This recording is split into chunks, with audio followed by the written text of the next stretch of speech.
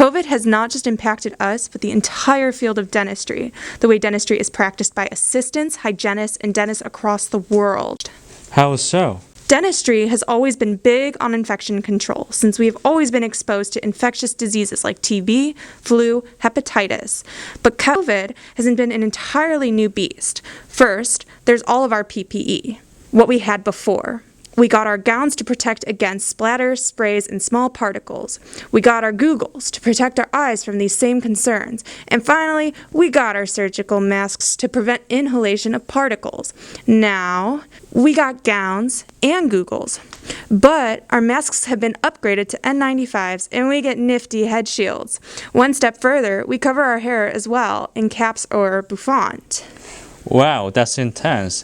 What I don't get is the difference between N95s and if I just wore a normal surgical mask that you can buy in a retail store. They both are good, aren't they?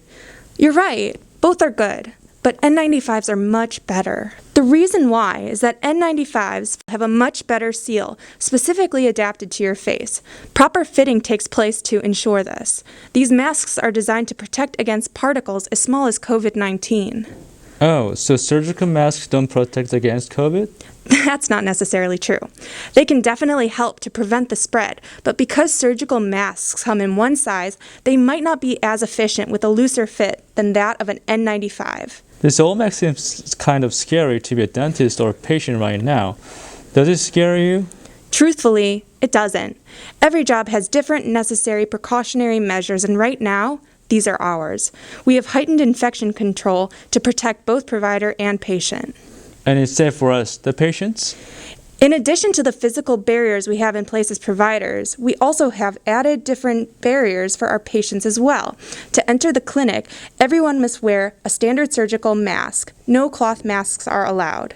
All individuals answer a questionnaire about their exposure anytime they enter the clinic and must be screened in order to enter. Every patient has their temperature taken, and if they are running a fever, we have to send them home. Lastly, we have all patients wash their hands for 20 seconds and then mouth rinse with hydrogen peroxide for a minute. This is to reduce the bacterial load in their mouth prior to us taking a look. It's crazy how much everything has changed. What's amazing is how resilient dentistry is, adapting to this new challenge. I was worried I wouldn't get my cleanings or fillings. Definitely. I can take care of your cleaning for you, but the last layer of infection control we enforce here is that prior to any invasive procedures like a filling or a crown, we will need our patient to be COVID tested.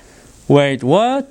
I don't want anything going on my nose. I have seen the videos. It looks like it goes to your brain, and I'm sorry, but that's gonna be no from me, dog. Daniel, it's super quick and painless. It looks gross, but I promise it's not as bad as it looks. Getting treatment is entirely up to you. I would not encourage waiting because it's unclear for how long COVID will continue to be a serious concern, and we've added a great deal of barriers to prevent its spread.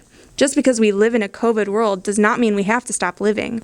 We adapt, and we are resilient.